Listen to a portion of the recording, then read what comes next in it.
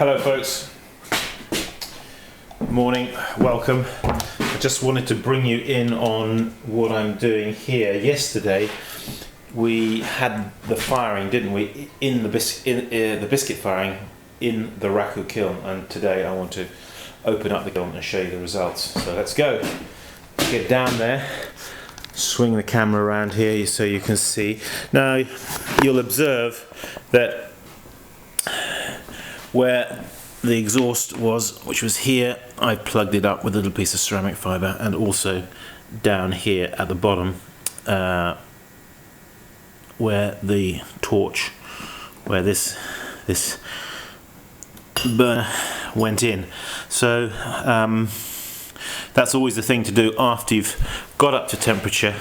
Plug the kiln up to stop any drafts getting into the kiln. So let's just come around here and let's lift the lid off. Oh, and there it all is. Let's put the lid down. So, what do we observe? We observe there's quite a fair amount of biscuit where we've managed to load into the space there, into the space inside the lid there of the kiln, and let's just have a look at one or two of these pieces. Now, as I said before, I don't like the biscuit too hard. This is just right for RAKU. I want to take on a nice application of glaze so it's not too thin. Yeah.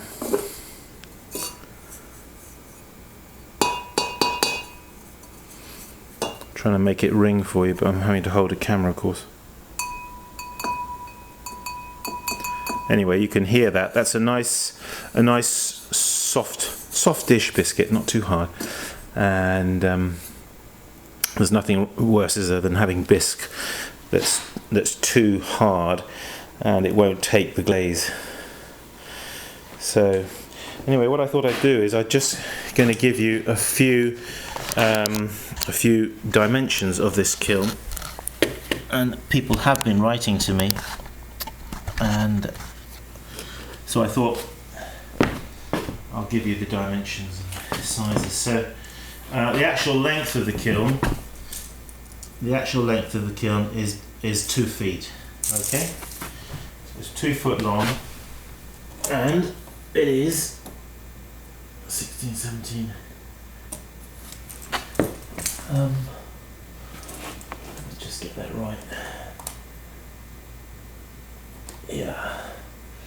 Yeah, it's about 17 inches wide there. Okay.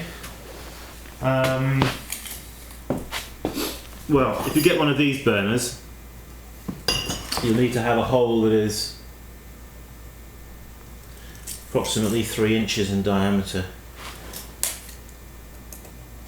Yeah, a hole that's 3 inches there, and for the exhaust, the lid, just move those pots and I can put the lid back on.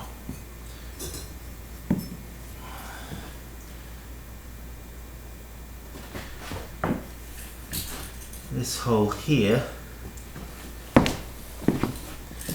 that should be, well, 4 inches by 3 inches will do you. Of course, you'll have to vary this a little bit. Now you see where I've got that there. Now if it was a little bit higher, it would probably work just as well. Equally, if it was the cut was done a bit lower, it would probably work just as well. In fact, if I was going to do this again, I would actually make that hole that much lower, which would, if you think about it, would give us more of a downdraft effect to the kiln. Alright? The design of the kiln seems to be working quite well. it seems to be getting up to temperature relatively quickly, so it's working. What was I going to say?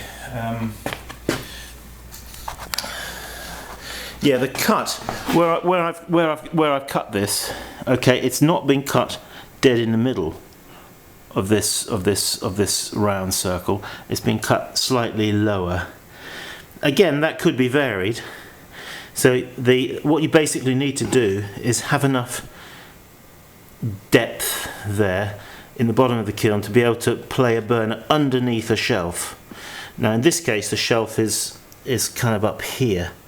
I could have actually brought the shelf even lower. In other words, I could have even cut this down even lower here, so the top would have been bigger. The top hat, if you like.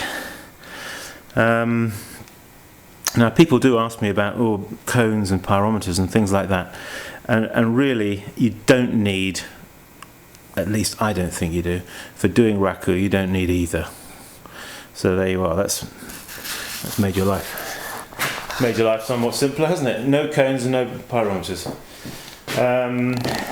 You basically, if you fire this up and you get it up to a bright cherry red colour, and I don't mean a bright orange colour, because then you're starting to get higher in temperature, but a bright cherry red, you should be okay.